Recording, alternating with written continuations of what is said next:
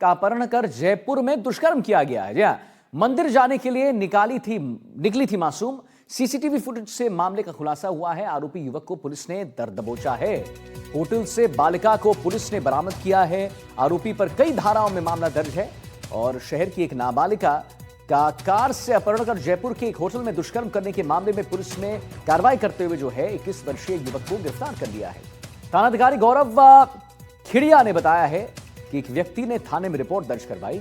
उसकी बेटी मंदिर जाने की बात कहकर घर से निकली तो थी, लेकिन देर शाम तक वापस नहीं लौटी। परिजनों ने अपने स्तर पर काफी तलाशी की, लेकिन बालिका का कोई सुराग नहीं मिला। इसके बाद मोहल्ले में लगे सीसीटीवी फुटेज खंगाले गए, जिसमें एक कार चालक द्वारा नाबालिग को जबरन कार में बैठाकर ले जाते हुए देखा गया है।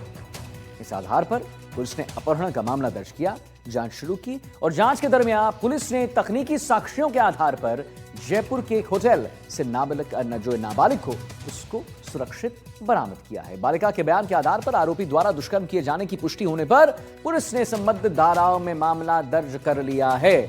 और इसी को लेकर हमारे साथ शुरू से हमारे संवाददाता गजेंद्र जो हैं वो लगातार बने हुए हैं हमारे साथ। गजेंद्र, जरा इसके बारे में बताइए, क्यों नाबालिग का अपहरण किया गया, क्यों दुष्कर्म किया गया? क्या कोई आपसी रंजिश की बात है, क्या प्रेम प्रसंग की बात है, क्या है ये पूरा मामला, बताइए गजेंद्र।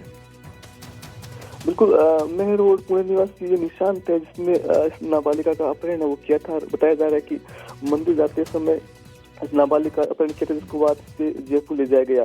जब नाबालिका अपने घर में पहुंची तो परिजनों ने इसकी तलाश की, लेकिन पता नहीं चलने पर पुलिस को शिकायत है वो पीड़िता के पिता द्वारा दर्ज करवाई गई। जिसके बाद रतनगढ़ पुलिस ने लगातार सीसीटीवी फुटेज खंगाले, जिसके बाद जयपुर के होटल में आरोपी है वो नाबालिगों को ले गया था। पुलिस को जब सूचना हुई तो पुलिस तुरंत पुलिस की टीम में वो पहुंची और अब नाबालिका को दस्तयाब कर लिया गया है। साथ ही साथ जो आरोपी है निशांत, उसे पुलिस ने गिरफ्तार कर लिया है और आगे पूछताछ है वो कर रही है। और क्या वजह रही और क्या इसकी मंशा थी, ये सब पुलिस है वो पता लगाने में जुटी हुई है। पुलिस का कहना है कि आगे खुलासा ही पुलिस करेगी, लेकिन हाल फिलहाल जो आरोपी है वो पुलिस की गिरफ्त में है। पुलिस उससे पूछताछ कर रही है पुलिस उससे पूछताछ। ठीक है गजेंद्र, बहुत बहुत धन्यवाद आपका। महत्वपूर्ण जानकारी आपने 2 खबरों पर दी, उसके लिए बहुत धन्यवाद आपका करेंगे। और अब जरा आगे बढ़ते हैं दोस्तों। बालोतरा से एक बड़ी खबर आ रही है, उसके बारे में जरा आप जान लीजिए। जोजरी और लूणी नदी में प्रदूषण का मामला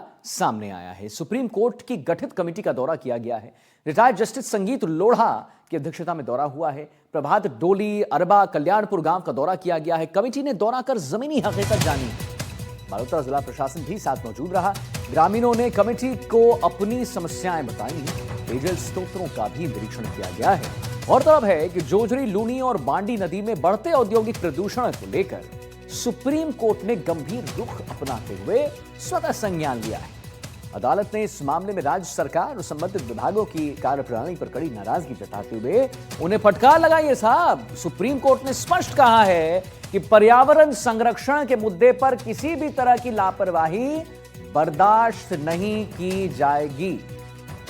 अनिल वैष्णव हमारे साथ फोन लाइन पर। अनिल, बड़ी बात सुप्रीम कोर्ट द्वारा स्पष्ट बोल दिया गया है कड़े शब्दों में कि भाई संरक्षण के मुद्दे पर किसी भी तरह की लापरवाही बर्दाश्त नहीं होगी। जोजरी और लूनी नदी में क्या बहुत प्रदूषण है अनिल?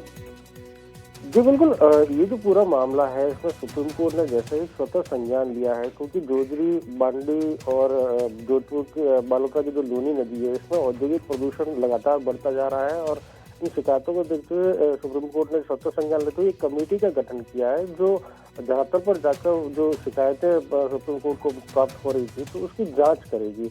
जो हाईकोर्ट के पूर्व जस्टिस है, रिटायर्ड जस्टिस है संगीत लोढ़ा, उनकी अध्यक्षता में ये कमेटी का गठन किया गया है।